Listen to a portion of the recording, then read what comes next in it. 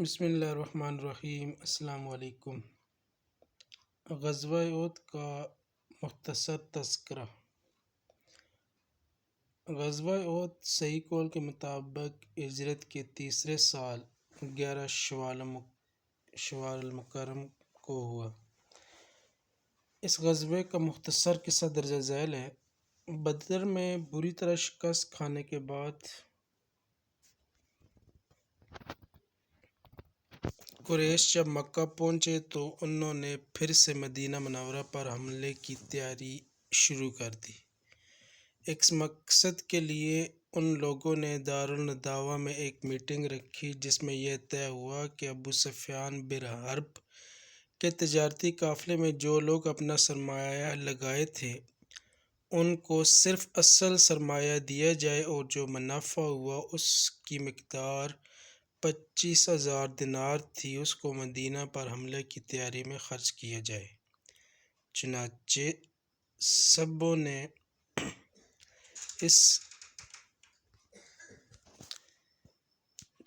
سب نے اس رائے سے اتفاق کیا اور حملے کی تیاری شروع کر دی۔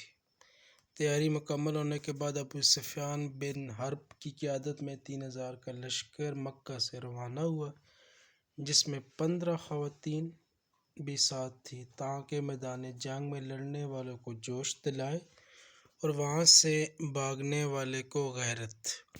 آپ صلی اللہ علیہ وآلہ وسلم کو جب اس کی اطلاع ہوئی تو صحابہ کرام رضی اللہ تعالیٰ عنہ سے مشورہ کیا۔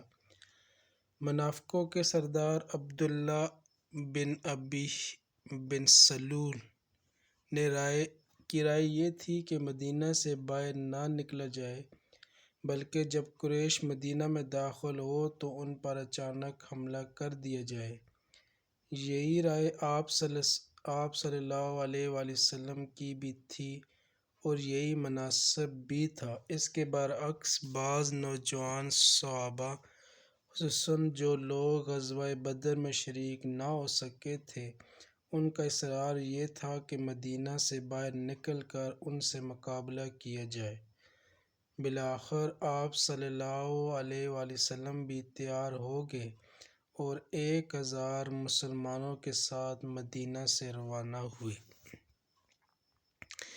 آپ صلی اللہ علیہ وآلہ وسلم جب احد اور مدینہ کے درمیان مقام شوط میں پہنچے تو عبداللہ بن ابی بن سلول اپنے 300 ساتھیوں کے ساتھ مسلمانوں کے لشکر سے یہ کہتے ہوئے جدا ہو گیا کہ آپ صلی اللہ علیہ وسلم نے ہمارے مقابلے میں نوجوانوں کی بات مانی لہٰذا ہم اپنی جانوں کو بلا وجہ ہلاکت میں نہیں ڈالیں گے۔ اس کے بعد آپ صلی اللہ علیہ وآلہ وسلم 700 صحابہ کرام کے ساتھ احد پہاڑ کی ایک وادی میں اترے اور جہاد کے لیے اس طرح صفیں لگائیں کہ لشکر کے پشت کی جانب احد پہاڑ تھا۔ جنگ شروع ہونے سے پہلے آپ صلی اللہ علیہ وآلہ وسلم نے عبداللہ بن جبیر کی قیادت میں 50 تیر اندازوں کو احد پہاڑ پر مقرر کر دیا تاکہ وہ پشت کی جانب سے لشکر کی حفاظت کریں اور انہیں یہ تاکید کر دی کہ مسلمان غالب آئیں یا شکست کھائیں لیکن اس جگہ کو نہیں چھوڑنا۔ بالآخر جنگ شروع ہوئی اور مسلمان اتنی بہادری سے لڑے کہ تھوڑی ہی دیر میں دشمن بھاگنے پر مجبور ہو گئے اور مسلمانوں کو فتح مل گئی۔ یہ صورتحال دیکھ کر تیر انداز پہاڑ سے اتر گئے اور وہاں صرف 10 آدمی رہ گئے۔ حضرت خالد بن ولید جو اس وقت تک مسلمان نہیں ہوئے تھے انہوں نے جب اس جگہ کو خالی دیکھا تو اسی طرف سے مسلمانوں پر حملہ کر دیا اور کفار کو لشکر کے سامنے کی جانب سے حملہ کرنے کا حکم دیا اور اس طرح مسلمان دونوں اطراف سے گر گئے۔ مشرکین نے اس ناگہانی اور یک بارگی حملے سے مسلمان منتشر ہو گئے، حتیٰ کہ آپ صلی اللہ علیہ وسلم کے ساتھ صرف 14 صحابہ رہ گئے۔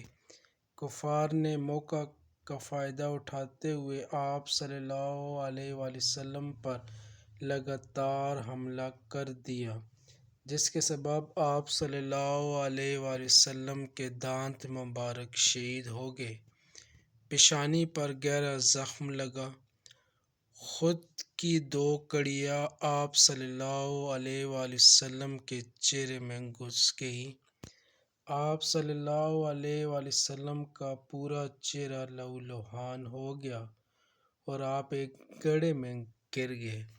حضرت علی بن ابو طالب اور حضرت طلحہ بن عبید اللہ نے آپ صلی اللہ علیہ وسلم کو گڑھے سے نکالا۔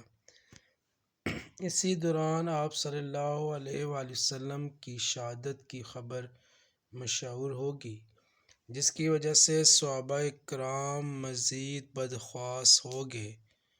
حسنِ اتفاق کہ حضرت کعب بن مالک نے آپ صلی اللہ علیہ وسلم کو پہچان لیا اور بلند آواز سے آپ صلی اللہ علیہ وسلم کے زندہ ہونے کی بشارت سنائی۔ یہ سن کر تمام صحابہ کرام پھر سے جمع ہوئے اور آپ صلی اللہ علیہ وسلم کو دشمنوں کے نرغے سے نکال لائے۔ اس کے بعد لڑائی بند ہو گئی۔ غزوہ احد میں مسلمانوں کی تعداد 1000 تھی، جن میں سے 300 منافق عبداللہ بن ابی بن سلول کے ساتھ واپس ہو گئے تھے اور جنگ کے وقت صرف 700 مسلمان بچ گئے تھے۔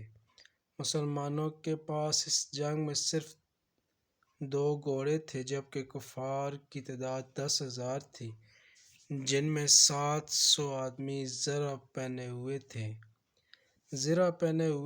200 آدمی گھوڑے پر سوار تھے اور قافلے میں 3000 اونٹ تھے۔ اس جنگ میں 70 صحابہ کرام شہید ہوئے اور 22 کفار قتل کیے گئے۔ مدینہ منورہ سے شمال کی جانب مسجد نبوی سے 5.5 کلومیٹر کے فاصلے پر احد پہاڑ واقع ہے، جس کی لمبائی 6 کلومیٹر ہے۔